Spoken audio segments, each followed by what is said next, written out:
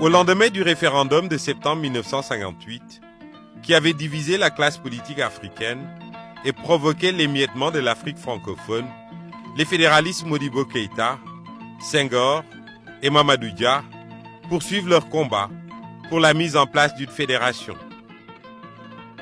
Les 29 et 30 décembre 1958, Modibo Keïta, inspirateur du projet, reçoit à Bamako les représentants du Sénégal, du Dahomey et de la Haute-Volta pour jeter les bases d'une unité africaine.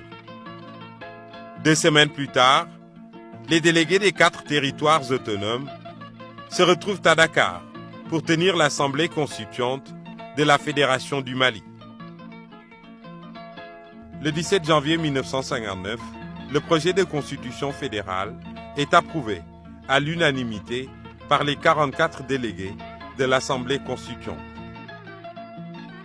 Suite à la défection du Dahomey et de la Haute-Volta, les représentants du Soudan et du Sénégal se réunissent en Assemblée législative fédérale le 4 avril 1959 à Dakar. L'Assemblée porta Senghor à sa tête et investit Modibo Keïta comme chef du gouvernement fédéral. La Fédération du Mali est en marche. Même si le Mali réaffirme son adhésion à la communauté franco-africaine, il n'en réclame pas moins son indépendance.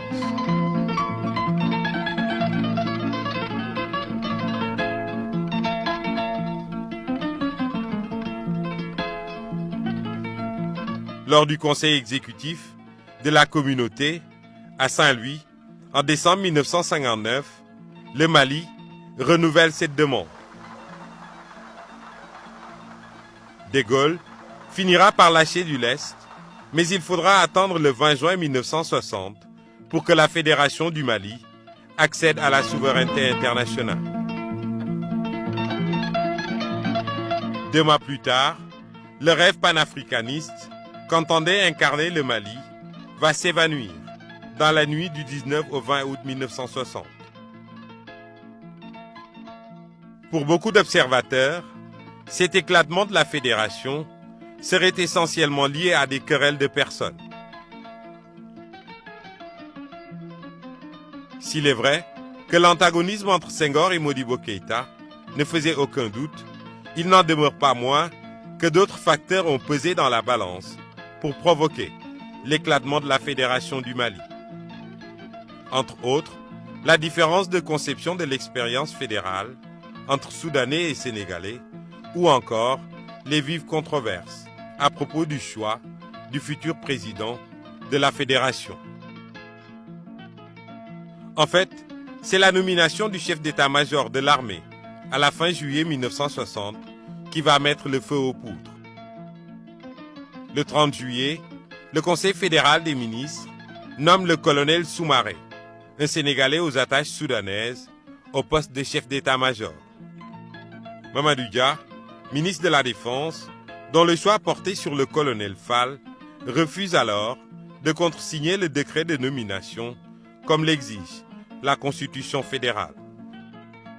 Dia entendait ainsi protester contre ce qu'il percevait comme un empiètement sur ses prérogatives. À partir de ce moment-là, l'histoire s'accélère. Chacun des 2 camps cherchant à s'assurer à tout prix le contrôle de la situation.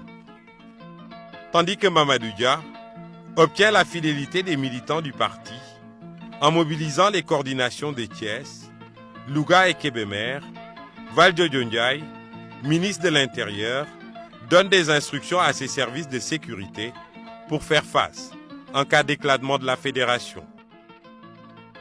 Prévenu des activités menées par les responsables sénégalais, Modibo Keïta convoque le 19 août à 21h le gouvernement fédéral. Un seul ministre sénégalais, Boubacar Gueye, participera à cette réunion qui décidera de la destitution de Mamadou Dia du poste de vice-président du gouvernement fédéral. Dans la foulée, l'armée est déployée.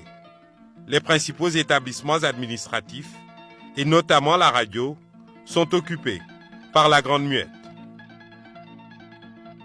La gendarmerie, déjà requise par Mamadou Dia, refusera, elle, de jouer le jeu, s'abritant derrière un décret, soumettant les corps de gendarmerie des deux pays à la seule autorité des gouvernements locaux. Une véritable course de vitesse s'engage alors entre Soudanais et Sénégalais pour avoir la haute main sur les forces de sécurité présentes sur le territoire sénégalais. Au final, les Sénégalais obtiennent la fidélité de leurs troupes et dans la nuit, le colonel Soumaré est arrêté. Il est tout de suite remplacé par le colonel Fall. Dans le même temps, affluent vers Dakar, de tous les coins du pays, des militants de l'Union progressiste sénégalaise, UPS. Mamadou Dia et Senghor se succèdent sur les ondes de Radio Sénégal pour accuser Modibo Keïta de vouloir coloniser le Sénégal.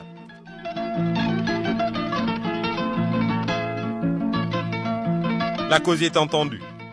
À 2 heures du matin, le Parlement sénégalais se réunit en urgence pour proclamer l'indépendance du Sénégal et abroger la loi portant transfert des compétences à la Fédération du Mali, signant ainsi l'arrêt de mort de cette dernière.